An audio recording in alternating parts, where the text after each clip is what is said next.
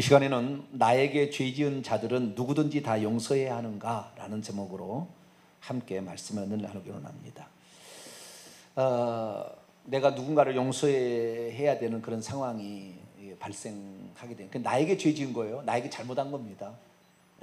그런 사람을 어떻게 해야 되느냐라는 문제죠. 두 종류의 상황을 가정해 볼 수 있습니다. 그가 와서 제가 당신에게 잘못했습니다 라고 말하는 경우가 하나 있겠고, 또 하나는 끝까지 자신의 잘못을 나에게 말하지 않고 갈 수 있는 경우도 있겠죠. 그러면 나한테 와서 내가 잘못했습니다 라고 고백한 사람은 용서해주고, 나에게 잘못하지 않았다 라고 끝까지 버팅무는 사람은 용서를 안 해줘야 되나요? 용서를 해줘야 되나요? 그런 문제에 우리가 이제 봉착하게 되는 거죠. 그래서 이런 문제들은 이제 죄 용서에 관한 문제에 있어서 실제적인 삶에 들어가 보면 이런 경우가 발생하게 되는 거죠. 그래서 우리는 어떠한 성경적 가르침, 어떠한 예수님의 가르침을 따라갈 거냐. 나는 저 사람한테 해코지 한 게 없는데 저 사람이 자꾸 나를 못 살게 하고 나를 힘들게 해요. 그러면 어떻게 하실래요? 칼을 갈까요? 낫을? 날마다 칼을 가라. 두고 보자. 한 번, 두 번. 에이씨!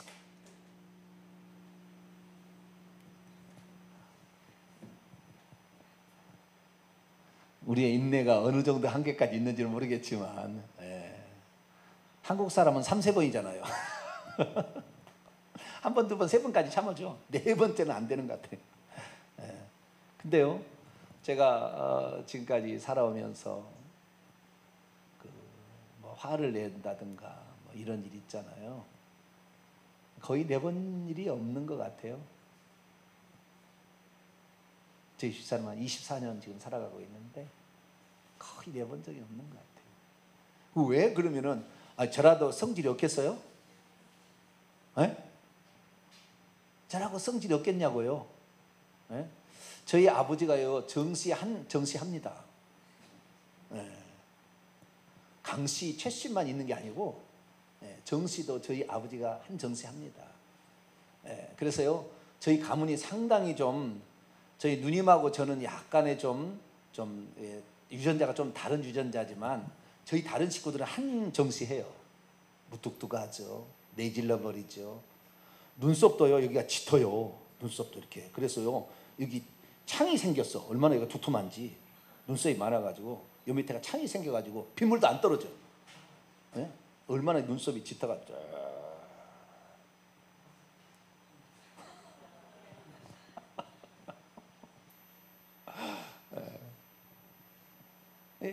아마 뭐 얼굴 생김새는 제가 이렇게 눈썹에 창이 아직은 없지만 저도 그런 성질이 좀 있지 않겠어요, 속에?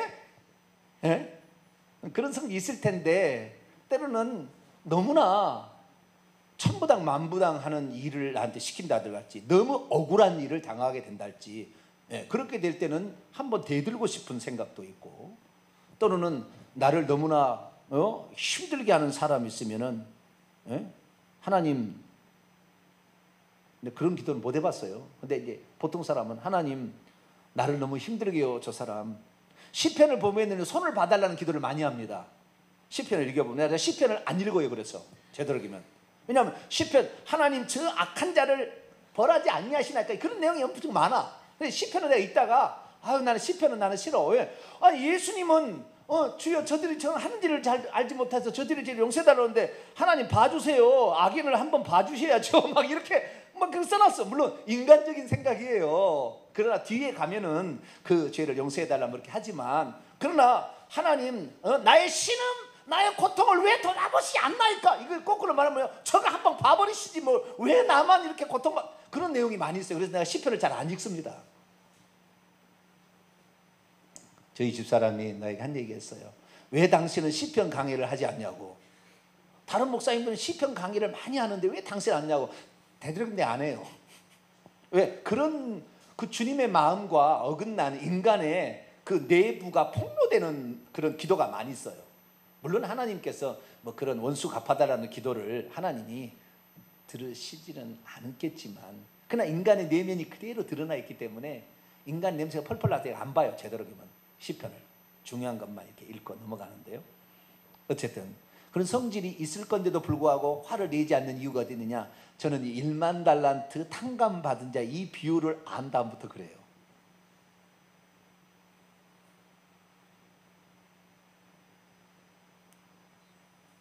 그러니까 내가 장차 하나님 앞에 섰을 때에 긍휼 없는 심판을 내가 받으려면 긍휼을 베풀지 않으면 돼요. 그러나 내가 하나님 앞에 섰을 때 긍휼이 있는 심판을 받으려면 긍휼을 베풀어야 되는 거죠. 하나님 앞에는 긍휼을 달라고 하면서 지는 긍휼을 안 베풀어? 이거 나쁜 놈이죠. 죄송합니다. 너무 강한 용어를 썼네요. 하나님 앞에는 내 죄를 용서해달라고, 얘네 긍휼을 베풀어달라고, 막 불쌍히 여겨달라고 막 그래. 그런데 자기 밑에 사람은 전혀 그러지 않아. 하나님이 이율배반적인 그 사람을 그대로 심판을, 네가 한 대로 나는 심판할 거다, 네 말이 너를 심판할 거다, 이렇게 하는 것이지 하나님께서는 상관없이 하는 게 아니에요. 그래서 우리는 우리가 어떤 행동을 하고 있느냐가 나중에 심판을 보는 거예요. 내가 그렇게 하나님께서 나를 심판할 것을 우리가 보는 거예요. 똑같이 그렇게 벌어가고 있는 거예요. 여러분들은 긍휼을 베풀 수 있게 되기를 축원합니다. 네, 긍휼을 베풀어야 돼요. 근데 어떤 사람은 타고난 성질상 못 참는 성격이 있어요. 다혈질에다가 성질이 급한 사람. 네. 우리 교회는 그런 사람이 별로 없는 것 같아요. 네? 우리 교회는 그런 사람이 별로 없는 것 같은데 예수님 만나서 다 그런 성질이 없어진 줄로 믿습니다. 올해는 좀 있었을 거예요. 그러나 예수님 만나서 말씀을 듣고 보니까 해가 지도록 분을 품지 말라 그랬지. 그 미워하는 마음이 살인이라고 주님이 산상수훈에서 요한 사도가 가르쳐 주니까 이 미워하는 마음이 말은 살인 안 했지만 사실 살인한 거라고 주님께서 살인죄라고 적용한다고 그랬지. 그러면 안 돼 라고 스스로가 자기 자신을 생각하는 거죠. 그래서 제가 봤을 때 그 사도 바울은요, 성질이 개떡 같았던 것 같지는 않고 성질이 상당히 급한 사람 같습니다. 왜냐하면 바나바하고 싸운 장면을 보니까 알겠어요. 바나바는 자기의 선배이자 안디옥 교회를 설립한 사람이었어요. 안디옥 교회를 설립했는데 바울이 필요해서 오라고 그래서 어쩌면은 자기의 동역자로, 후임처럼 동역자로 불렀는데 1차 전도행은 하나님께서 바나바와 사울이 함께 가라고 해서 함께 갔어요. 근데 2차 전도행을 갔는데 1차 전도행 때 밤빌리아 버가에서 바나바의 조카가 있었는데 조카가 마가 요한이에요. 바나바의 조카가 오순절 마가다락방에 그 어머니하고 바나바하고는 오빠 누나 아니구나, 오빠 여동생 누나 남동생이에요. 아시겠죠? 뭔지는 모르겠지만 위아래를 모르겠지만 가깝다고 말이에요. 그래서 마가 요한을 이 선교여행 때 1차 여행 데려갔는데 밤빌리아 버가에서 고생을 안 해봤나 봐요. 마가가 곡객했나 봐요. 너무 고생이 되니까 너무 힘들다고 중간에 선교하다가 가버렸대요, 집으로. 그런 인내력이 없는 놈 어떻게 해야 되겠어요? 네? 바나바는 2차 전도여행 갔다 왔어요. 1차 전도여행 갔다 왔어요. 2차 전도여행 가는데 바나바는 그때는 애가 아주 어리고 경험이 좀 없어서 그냥 너무 힘드니까 갔지만 이번에는 잘한다고 하니까 우리 한번 더 데려갑시다. 바나바가 그렇게 얘기했어요. 바나바 잘한 거예요? 잘못한 거예요? 잘한 거죠. 그렇게 하면 잘한 거예요. 근데 바울은 안 돼! 선교가 무슨 애들 장난이야? 힘들다고 가고 힘 안 들다고 그럼 있고 막 그럼 선교가 그럼 처음부터 그러면 고생도 안 할 줄 알았어? 나쁜 놈 같은 그런 말은 안 했겠죠. 근데 느낌이 그렇다. 느낌이 피차 선교 보니까 피차 싸우는데 용서가 안 되고 그냥 싸우랬다. 갈라서 버렸다는 거예요. 얼마나 싸웠는지.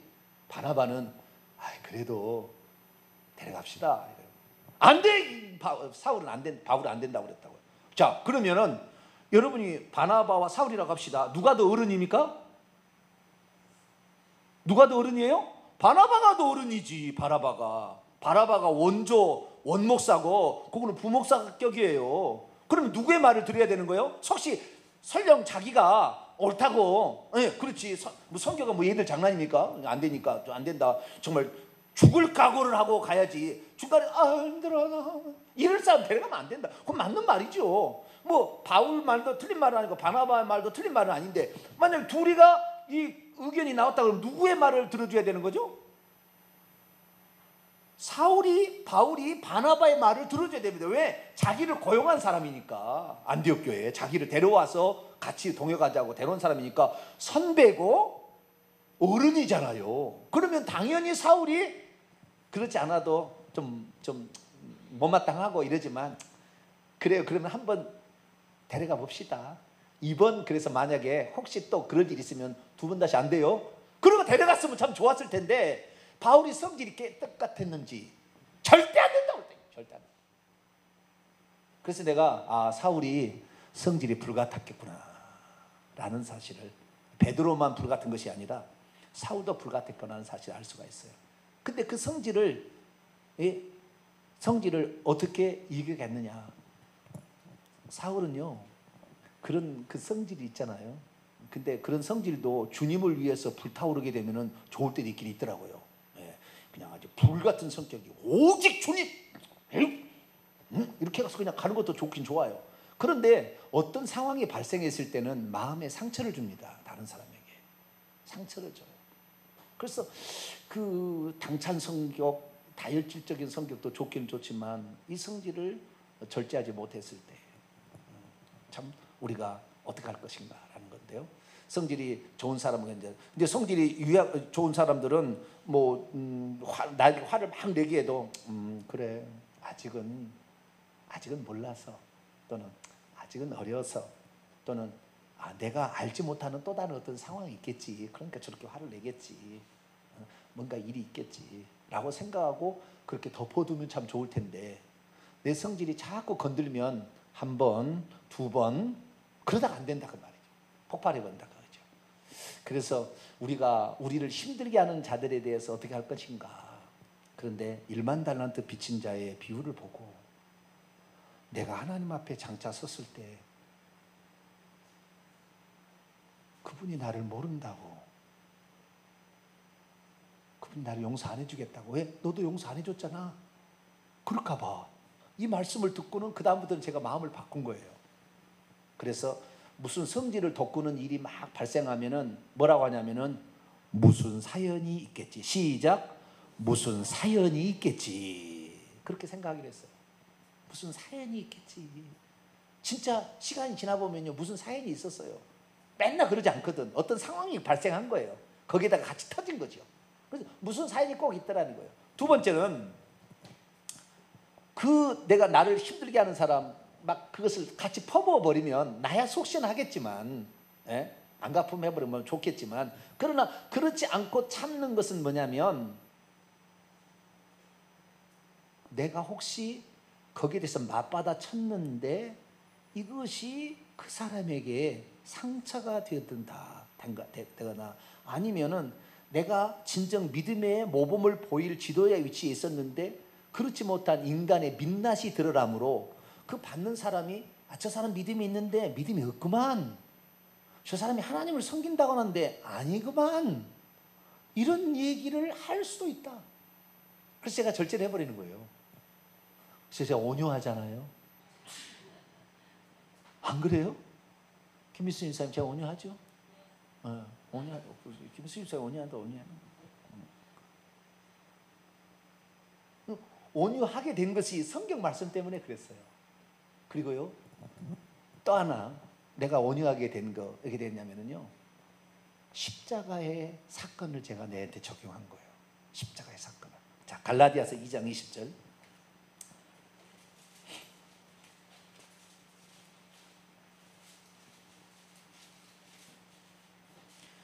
우리 딸도 가끔씩 내가 우리 딸한테 화낼 때가 있거든요. 해가 지도록 분을 품은 건 아니지만 우리 딸한테 가끔 화낼 때가 있어요. 몇 번 화를 내지는 않았는데, 딸은 알아요. 우리 아빠가 그래도 온유하다. 왜지 그런가? 고개를 끄덕끄덕 하는데 강제로 하는 것 같기도 하고. 네. 좀 온유합니다. 온유한 편에 속합니다.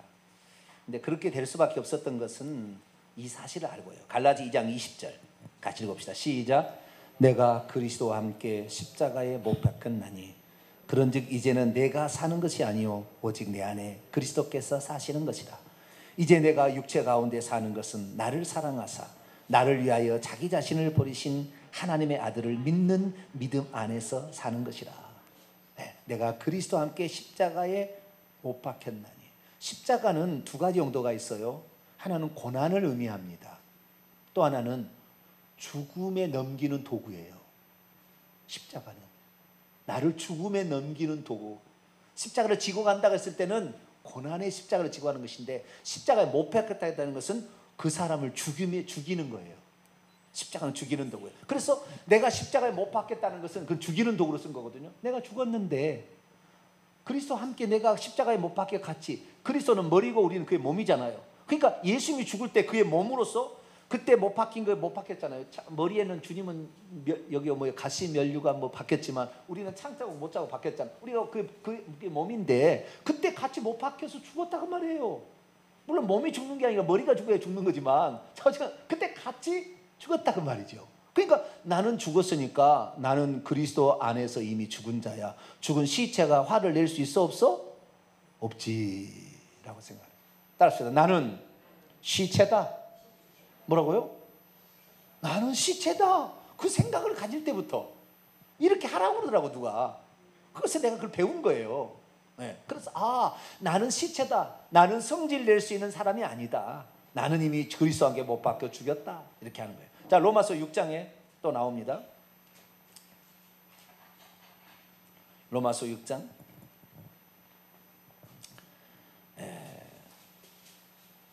11절. 그런데요, 그렇게 진짜 죽었을까요? 제가? 살아있지. 그러니까 그 의미가 뭐냐? 내가 그리스도와 함께 십자가에 죽었다. 그래, 나는 시체다. 근데 그것을 어떻게 우리가 이해하느냐가 로마서 6장 11절에 나왔어요. 11절에. 이렇게 이해하는 거다라는 거예요. 자, 읽습니다. 시작. 이와 같이 너희도 너희 자신을 죄에 대하여서는 죽은 자요 그리스도 예수 안에서 하나님께 대하여는 살아있는 자로 여길지어다. 이 여길지어다는 것은 간주하다, 계산하다 그 말이에요. 내가 십자가에 못 박혀 죽은 자로 간주하는 거예요. 그냥 늘 그렇게 나는 그래 나는 죽었지. 계산하는 그래 나는 죽었어 나는 죽었어. 이렇게 늘 제가 이렇게 말을 했어요. 나는 죽었어 나는 그리스도와 함께 죽었지. 내가 성질을 부릴 수 없지. 나는 죽었는데 나는 죽었어. 나는 시체야 아멘. 나는 시체야. 성질 나는 시체야. 아멘. 나는 시체야. 막 이렇게 생각한 거예요. 그렇게 간주하니까 어느 날 그렇지, 시체라는 말이 떠오른 것이지. 여기서 은혜 받을 때는 그래 시체라고 믿었어요. 집에 나가자마자 남편을 한번 붙었어. 이 옆에 내가 지금 몇 시인데 전화와. 뭐하고 간다고? 밥도 안 차리고 지금 뭐하냐고. 지금 당신을 위해서 내가 지금 기도하고 지금 당신을 위해서 내가 그래도 뭐하고 지금 왔지. 내 이익을 위해서 지금 하는 거예요 지금. 그러고 말을 할 수도 있겠죠. 그죠? 그런데 그때 딱 그렇게 하면은 나는 시체.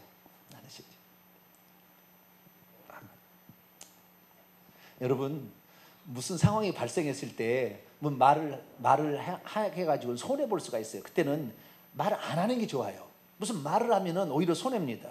그런 상황은 그냥 말하기가 곤란하다 그러고 그냥 말하면 그냥 하지 마세요. 그냥 안 하는 게 좋아요. 안 하면 나는 시체야. 나는 시체. 그런 상황에서 꼭 한번 써먹으시길 바랍니다. 뭐라고요? 나는 시체다. 시작. 나는 시체다. 그 상황, 그 화나는 딱 화내를 상황을 막 만들어. 그때 마귀가 나를 이용하려고 하는지 만들어. 그때 나는 시체다. 나는 그리스도와 함께 십자가에 못 박혀 죽었다. 그렇게 생각을 함으로 저는 이제 그걸 넘어갔어요. 그런데도 이유 없이 나를 핍박하고 나를 괴롭히고 나를 힘들게 하는 사람들에 대해서는 참 쉽지 않아요. 그러면 그 사람의 죄에 대해서, 나를 시기하고 미워하는 죄에 대해서 나도 미워할 것인가? 미워할 수는 없잖아요. 그러면 그 사람의 죄를 용서해 줘야 되는데, 죄 지은 것을 용서해 줘야 되는데 용서가 됩니까? 용서가 돼요? 용서가 돼야 되는 거죠, 그죠? 용서가. 근데 우리 마음이, 저는 이 1만 달란트 빚진 자를 안 다음부터는 무조건 용서해 주려 했어요. 아니, 어떤 죄를 하더라도 나는 용서해 줘야지. 왜? 내가 장차 심판받을 일이 있는데. 이 생각하니까 그냥 아멘이 되더라고. 아멘, 그래. 내가 장차 심판을 받을 때 긍휼을 받으려면 내 사람을 용서해 줘야지. 그런 생각하니까 그렇게 원수 되거나 그런 사람에게 막 말을 퍼붓거나 그럴 일이 별로 없더라고요. 그런데 처음부터 다 이렇게 되는 것은 아닌 것 같아요. 자기 성질이 있고 그래서 내질러 버리고 싶고 이렇게 하는 건데, 그 죄에 대해서 우리가 기도할 때 하나님 저의 죄를 용서해 주소서라고 기도할 것인가, 아니면 아무 얘기 안 할 건가? 여러분, 제가 그랬어요. 뭐하기 곤란하면 한 번 하지 않으시면 됩니다. 아시겠죠? 한 번 봐달라 이렇게 얘기하지도 말고, 용서해달라 말이 안 나오면 그냥 기다리세요.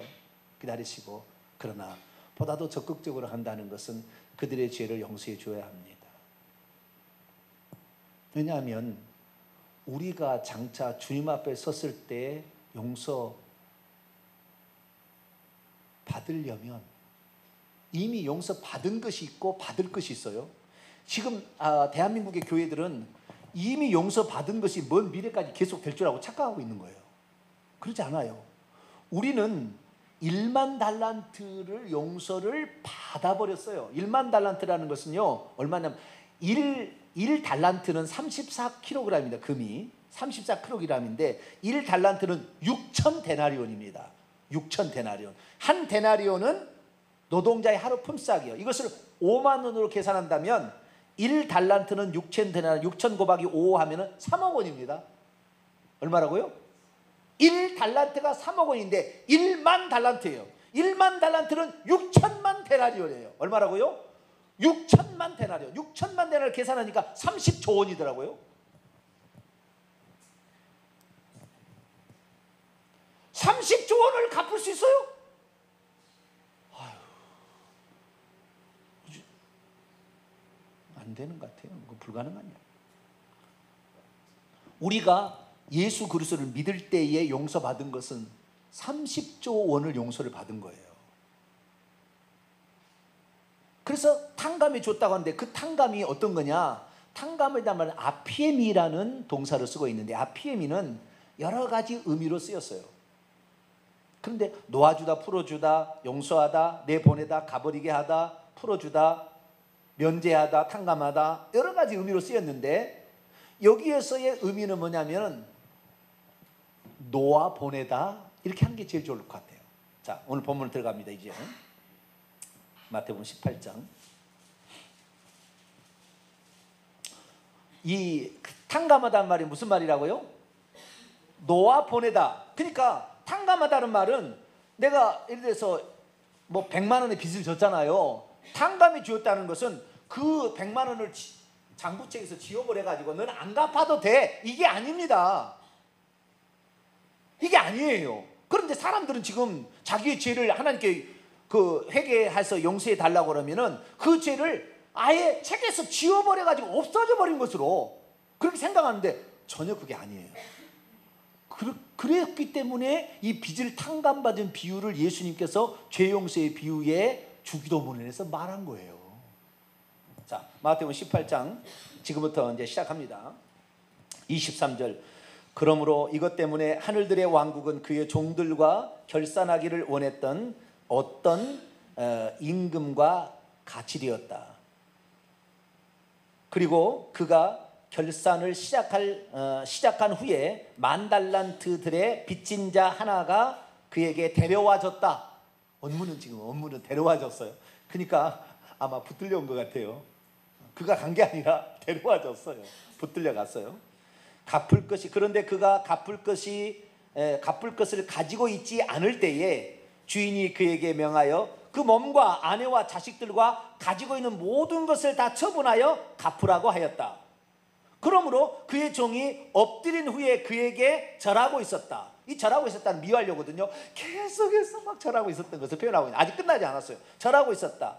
말하면서 뭐라고? 당신은 내게 오래 참아 주소서. 제가 장차 갚을 것입니다. 여기에 보니까 장차라는 미래로 쓰고 있어요. 장차, 지금 갚는다는 것도 아니고 돈이 없나 봐요. 장차 내가 갚을 것입니다. 그러겠다는 거예요. 그런데 그의 저 종의 주인이 그 불쌍히 여기라는 말은 애타게 된 후에 오히려 얼마나 저 힘들면 저렇게 용서해달라 참아달라고 저렇게 얘기를 할까 애타게 되었대요. 애타게 된 후에 그를 놓아 보내면서 빌려준 것을 탕감하여 주었다라는 것은 내버려 두었다. 뭐라고요? 빚진 것을 내버려 둔 거지 없애버린 게 아니라고. 없애버린 게 아니라고요. 없애버렸으면 나중에 불러다가 옥에 가둘 수 없어요. 그 죄를 물을 수가 없는 거예요. 그래서 내버려, 죄를 지긴 지었어요. 근데 그 벌을 주지 아니하거나 또는 독촉하지 않거나 너 갚을 때까지 어떤 형벌을 주지 않았다 그 말이에요. 그러니까 우리가 지은 죄들에 대해서 우리는 반드시 심판을 받게 되는 거예요. 예수 믿어도 용서되었지만 어느 날 심판을 받을 때까지 하나님께서 연기해 준 것이고 없는 것처럼 여겨준 것인데 마지막 날 심판할 때는 어떻게 심판하느냐? 내가 너에게 있는 죄를 없는 것처럼 여겨준 대로 네가 살았느냐? 너가 다른 자에게 너한테 힘들게 하는 자를 용서해 주었냐를 통하여 그날 심판하겠다는 거예요. 그러니까 우리가 예수 그리스도를 믿을 때 심판하는 것은 가심판이었던 거예요. 가용서예요. 가용서. 진짜 용서는 죽을 때 심판 때 딱 있는 거예요. 근데 오늘날에 우리가 왜 죄 짓습니까? 왜 해결하지 않습니까? 죄를 지어도 예수님께서 십자가상에서 돌아가실 때 그 피로 다 용서되어버렸다고 하는 거예요.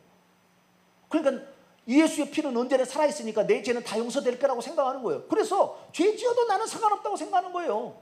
그러니까 죄를 짓기. 그런데 심판은 연기되었어요. 포스트폰이에요. 연기되었어요. 연기. 언제? 죽는 날에. 정확한 표현입니다.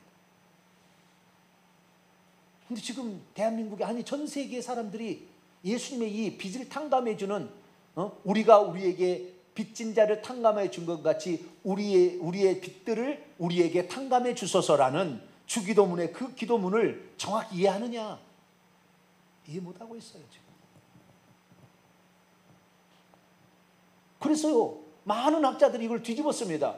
하나님이 우리 죄를 용서해 준 것처럼 우리의 죄도 용서해 주세요. 그런 식으로 기도하고 막 뒤집어놨죠. 아니요. 우리가 우리에게 죄 지은 자를 용서해 준 것처럼 우리의 죄도 용서해 달라는 기도가 예수님이 주기도문을 가르쳐 준 기도입니다. 그래서 그 다음 볼까요?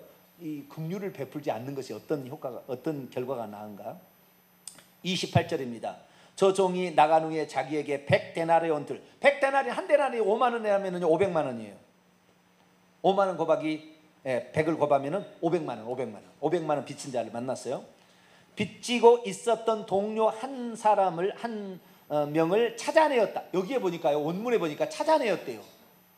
어쩌다 우연히 만난 게 아니라 100데나리온 빚진 자를 일부러 찾아내었대요. 세상에. 좀 의도적이잖아요. 상당히. 찾아내었다.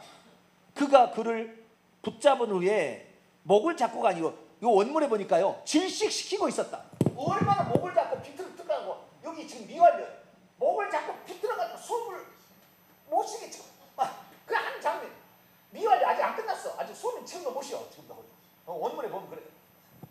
질식시키고 있었다.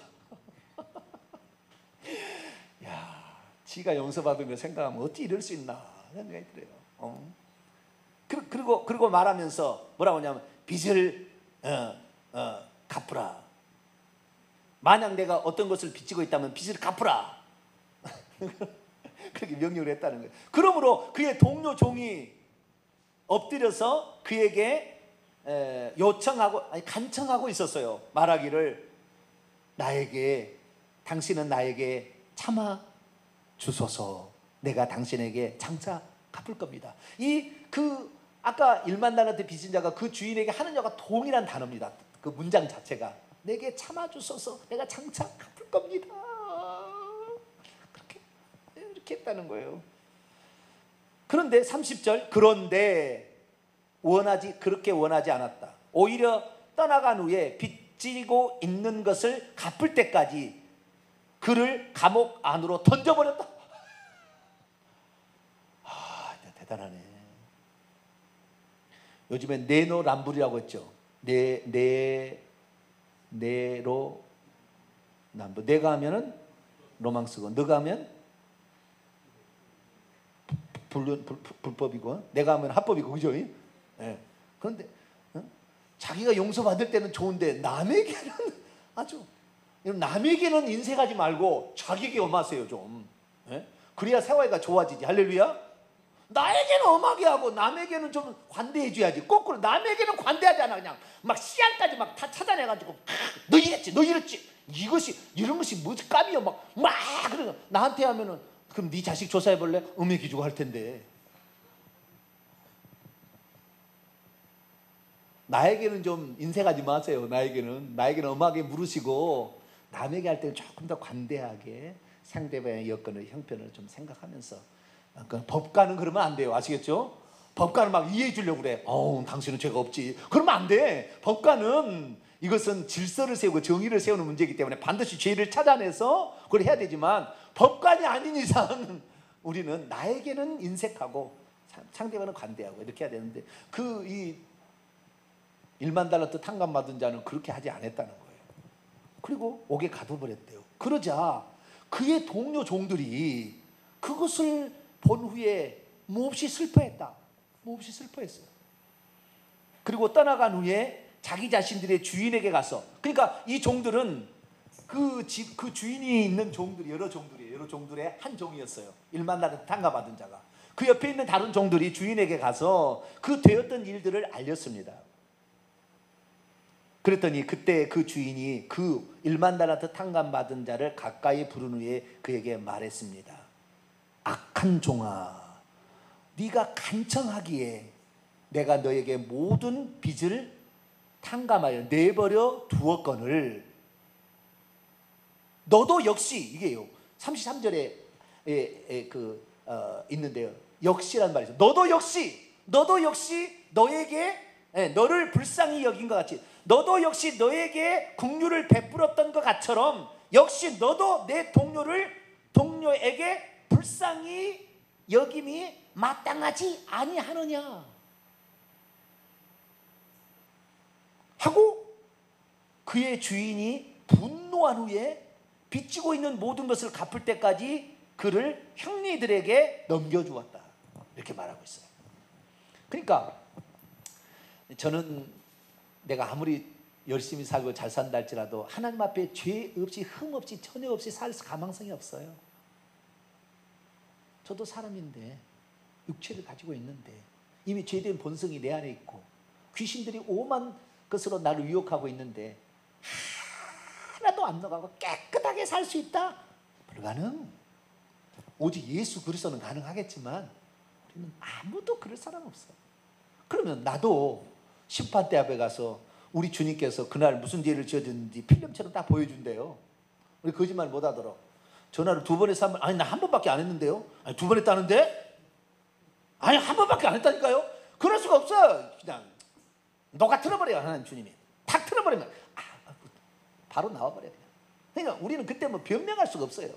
변명할 수가 없으니까 그냥 우리는 사실을 짓고해야 되는데, 나는 그때 생각할 때 우리 주님이 하나도 빠뜨린 것 없이 모든 걸 다 알고 계신 그분이, 내가 하나님 나 안 그랬어요 그때 그렇게 얘기했다가 호되게 야단맞을까 봐, 그래서 주님 내가 그때 긍휼이 있는 심판을 받으려면 저는 긍휼을 베풀래요.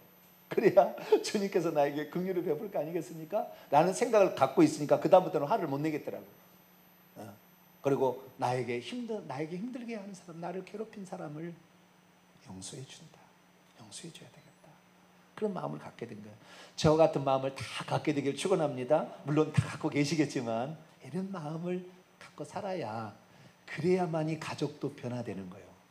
여러분, 말을 하면은요, 말할 때는 속 시원하겠지만 한번 내뱉은 말은 주워 담을 수 없어요. 그것은 그 사람의 마음의 신비 속에 깊이 새겨지기 때문에 그것이 쌓이고 쌓이면 어느 날 이혼이 되는 것이고요, 어느 날 가족도 끊어지는 거예요. 그래서 우리가 말하고 싶어도 정 무시한다면 입을 다물어라. 그냥 자크 마우스. 말하면 실수하니까 차라리 말 안 하는 게 좋다. 그리고 나는 십자가에 죽었지. 나는 시체야. 나는 시체야. 무슨 사연이 있겠지.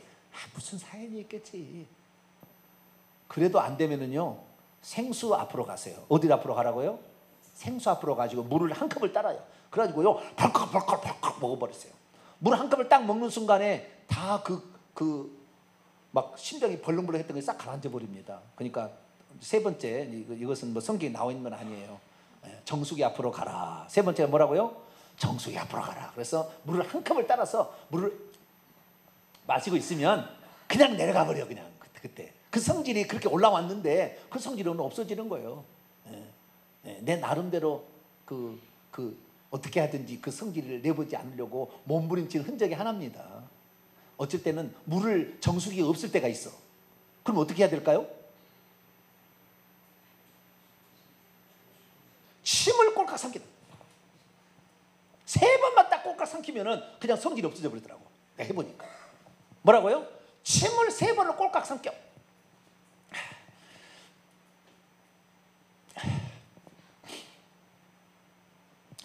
그러면은 법눈 녹듯이 녹아버려요. 이런 건 성경에 나와 있는 말은 아닙니다. 한 번씩 적용해보면은 팁이니까 참고하면 돼요. 그래도 안 되면 네 번째, 그 자리를 피해야 돼요. 그 자리를 피해야 돼요. 왜냐하면 그거 보고 있으면 성질이 나지요. 그 자리를 피해버리는 게 좋아요. 그 자리를 피해버려요. 그렇게 해서 우리가 죄짓지 말아야 되는데, 어쨌든 남이 나를 힘들게 한 사람에 대해서는 안 갚음하려고 하는 마음이 있고, 그래서 나도 어찌 내가 힘만 세지면 너를 가만두지 않겠다, 막 이런 마음이 있는데, 그래도 용서를 해야 될 이유가 여기 나와 있어요. 근데 처음 질문으로 들어가서 이제 마치려고 합니다. 저 사람이 나에게 잘못했는데 잘못했다고 얘기했을 때는 나도 용서해 줄 마음이 들어요. 그러나 저 사람이 끝까지 자신의 죄를 잘못했던 것을 나한테 고백하지 않을 때 그래도 용서해 줘야 되는가라는 문제죠. 둘 다 용서해 줘야 됩니다. 예수님께서 오늘 비유는 자기가 잘못했다고 고백할 때 용서해라고 그랬거든요. 자, 보세요. 그 앞에 21절로 22절, 잘못했다고 고백할 때 용서해 주라라고 돼 있습니다. 21절 22절 시작. 그때 베드로가 나와 이르되 주여, 형제가 내게 죄를 범하면 몇 번이나 용서하여 주리이까? 7번까지 하오리까? 예수께서 이르시되 내가 내게 이르노니 7번뿐 아니라 7번을 70번까지라도 할지라. 여기 보니까요, 여기에는 여기는 안 나왔네. 그냥 원문에 보니까요, 저 형제가 내 형제가 내게 내 안으로 장차 죄를 지으면 몇 번이나 제가 그에게 용서해야 합니까? 라고 물어본 거예요. 그랬더니 이것은 그 사람이 죄를 지었다고 회개했다고 안 했다는 말은 그 말은 안 나왔네요. 누가복음에 나왔어요. 이제 보니까 누가복음 17장 봐봐요. 여기는 안 나왔네요. 누가복음 17장 거기는 나왔어요. 3절 4절. 이래서 내가 있다고 그랬네요. 누가복음 17장 3절 4절 읽습니다. 시작. 너희는 스스로 조심하라. 만일 내 형제가 죄를 범하거든 경고하고 회개하거든 용서하라. 만일 하루에 7번이라도 내게 죄를 짓고 7번 내게 돌아와서 내가 회개하노라 하거든 너는 용서하라. 그 죄를 많이 지었긴 지었는데 그가 와서 잘못했습니다 라고 얘기하면은 용서해 주어라 하는 거예요. 근데 잘못했습니다 하고 용서 안 하는 사람도 있더라고요. 그런 사람은 정말 안 되고요. 그런데 문제는 뭐냐면 끝까지 자기가 죄를 안 지었대. 그 사람 용서해 줄 건가? 이런 문제. 제가 지금부터 짧게 이제 얘기하고 마치겠습니다. 첫째, 예수님이 보여준 걸 보게 되면 예수님은 상대방이 자기의 죄를 지었다고 회개하지 않아도 용서해 주더라고요. 예수님의 경우를 보면. 두 번째, 그러면 이제 예수님의 경우는 예수님이니까 가능하겠다 그렇게 얘기할 수 있는데, 사람이 스데반을 보니까, 사도행전 7장에 보니까 스데반도 상대방이 자기를 쳐 죽이고 자기를 막 돌로 쳐서 죽이는데 그들을 용서하더라고요. 그들은 잘못된 얘기 안 했거든요. 그래도 용서하고 있는 장면을 성경은 말해주고 있습니다. 먼저 예수님을 보도록 하죠. 누가복음을 볼까요? 누가복음 23장. 누가복음만 나와요. 이것은 저들의 죄를 용서해달라는 예수님의 그 말했다는 것은 마태, 마가 안 나와요. 요한복음도 안 나옵니다. 누가복음만 나와요. 23장 34절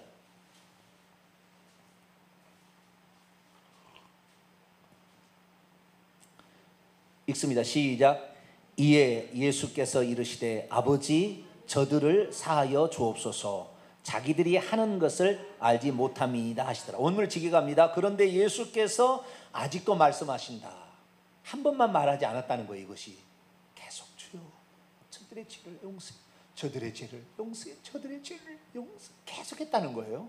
한 번만 했다는 게 아니에요. 원문의 뜻은 아버지여 그들을 단번에 용서하여 주옵소서. 왜냐하면 그들은 그들이 무엇을 행하는지 알지 못한 채 있기 때문입니다. 그들이 진짜 자신의 죄라는 것을 그것을 알고 있었다면 잘못된 얘기했겠지만 아직 그것을 깨닫지 못하는 상태에 있기 때문에 그런다 할지라도 하나님 아직 못 깨닫고 있으니까 그걸 깨닫게 되면 회개할 텐데 아직 못 깨닫고 있으니까 그런다 할지라도 저들의 죄를 용서해 달라고 이렇게 기도를 했다 그 말이에요.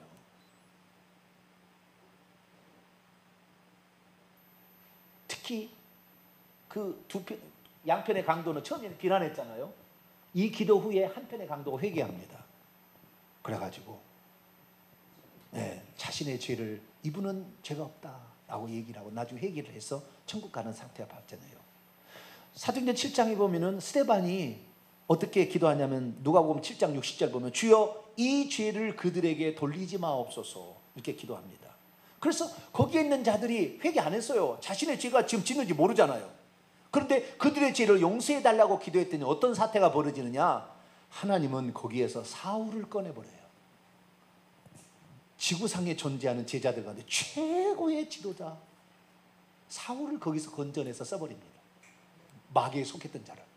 그러니까 우리가 저 사람이 지금 죄를 짓고 있는데 아직 그 죄인지를 모르고 있기 때문에 회개 안 하는 거예요. 그러니까 그들을 불쌍히 여겨야 돼. 아직 모르니까 주여 언젠가 저 사람도 자신의 죄를 깨닫게 달려내 올 텐데 어쨌든 저의 죄를 용서해 달라고 내가 얘기를 해야 되는 거예요. 지난주에 제가 우리 한 분이 저를 식사를 대접한다고 해서 저를 불러서 식사를 먹으러 갔어요. 여기 이제 예화를 하고 마칠게요. 식사를 하는데 그분이 말씀을 들으면서 목사님 말씀 너무나 듣고 싶은데 내가 신앙에 기초가 없어가지고 어떤 것은 귀를 쓰고 들으려고 해도 잘 안 들린다는 거예요.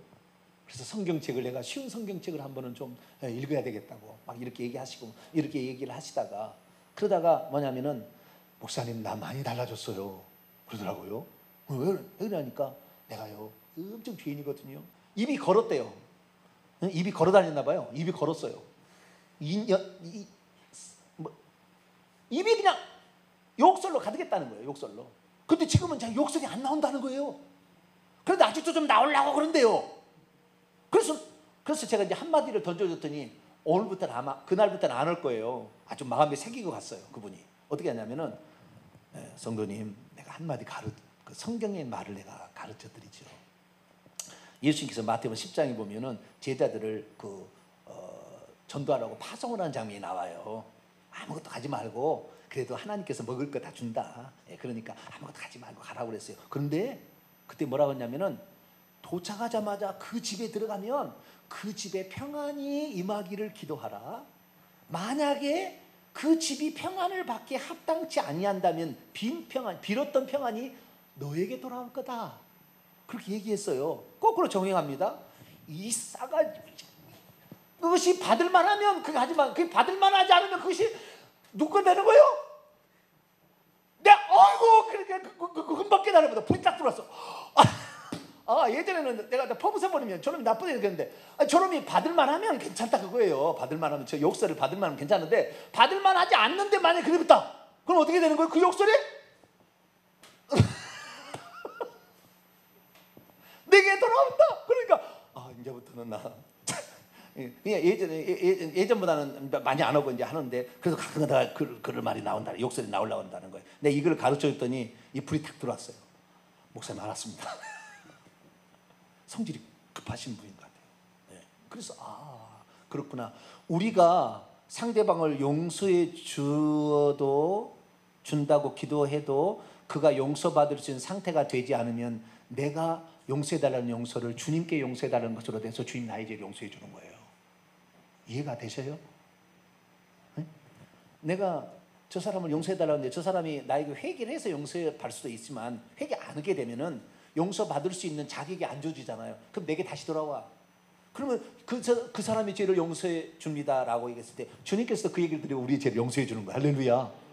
그러니까 이 사람이 나에게 회개를 하든 안 하든 우리는 우리에게 죄 지은 자를 용서해 줄 수 있기를 축원합니다.